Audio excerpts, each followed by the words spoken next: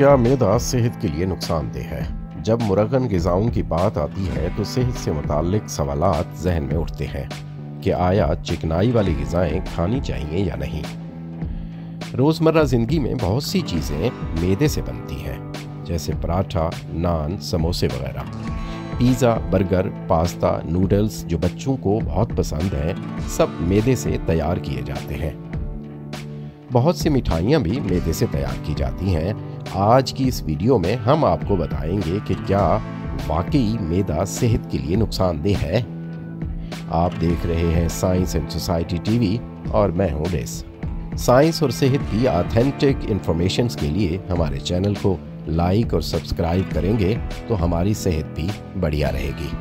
हम हर रोज़ किसी न किसी शक्ल में मैदा खा रहे हैं, तो ऐसे में इस सवाल का जवाब जानना ज़रूरी है कि इसके सेहत पर क्या असरात मरतब होते हैं और आया मैदा सेहत के लिए नुकसानदेह तो नहीं। सवाल ये है कि ये मैदा तैयार कैसे किया जाता है।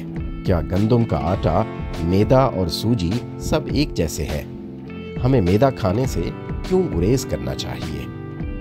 हम में से अक्सर को ये नहीं मालूम कि मैदे को कैसे तैयार किया जाता है। बाज़ लोगों का ख्याल है कि मैदा गंदम को पीस कर बनाया जाता है।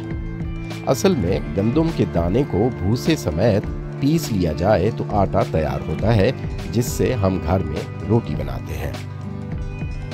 लेकिन अगर गंदम के भूसे को बिल्कुल निकाल दिया जाए और उसे बहुत बारीक पीस लिया जाए तो ये आटे की शक्ल इख्तियार करता है, जिसे दरअसल मैदा कहा जाता है। डॉक्टर्स कहते हैं यकीनन बहुत ज़्यादा चिकनाई खाना सेहत के लिए अच्छा नहीं है, लेकिन इंटरनेट पर मैदे के इस्तेमाल से मुताल्लिक बहुत सारी गलत मालूमात फैलाई जा रही है।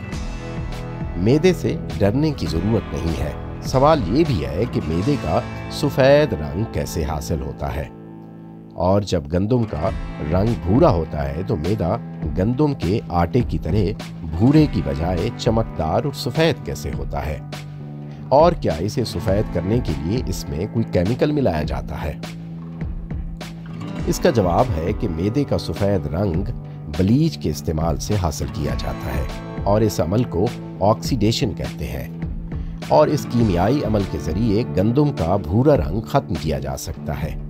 इसके लिए कुछ ब्लीचिंग केमिकल जैसे क्लोरीन गैस और बेंजोइल बैरोऑक्साइड वगैरह इस्तेमाल किए जाते हैं। इन केमिकल्स को कितना इस्तेमाल किया जाना चाहिए, इसके बारे में कुछ रहनुमा खतूत भी हैं। इसका इस्तेमाल सही मिक़दार में किया जाना चाहिए।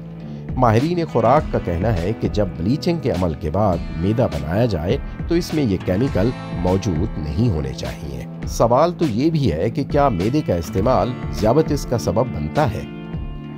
2016 में इंडिया की मद्रास हाई कोर्ट में एक केस दायर किया गया था, जहां दरखास्त गुजार ने कहा था कि मैदे पर पाबंदी लगानी चाहिए, क्योंकि इसमें ऑक्सिन होता है जो इसहाल का सबब बनता है। और इस केस की समाअत के बाद हाई कोर्ट ने महकमा खुराक को मैदे से बने खानों का मुआयना करने की हिदायत की थी।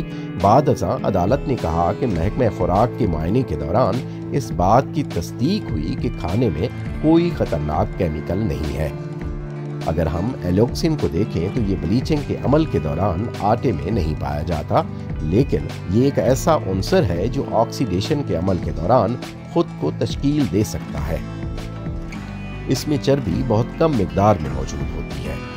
एक तहकीक के दौरान एलोक्सिन को मसनूई तौर पर चूहों में ज़ियाबतीस पैदा करने के लिए इस्तेमाल किया गया है, लेकिन इन तजुर्बात में इस्तेमाल होने वाला एलोक्सिन मैदे में पाए जाने वाले एलोक्सिन से 25,000 गुना ज़्यादा ताकतवर था। इसलिए दोनों का मवाजना नहीं किया जा सकता। अगर ऐसा है तो क्या आजकल बिस्किट और मैदे से बनी दीगर ग़िज़ाएं खाने वालों को ज़ियाबतीस होने का ख़तरा है? माहिरीन खुराक का ख्याल है कि गैर साइंसी वजूहात की बिना पर खाने को मुस्तरद करने की ज़रूरत नहीं है।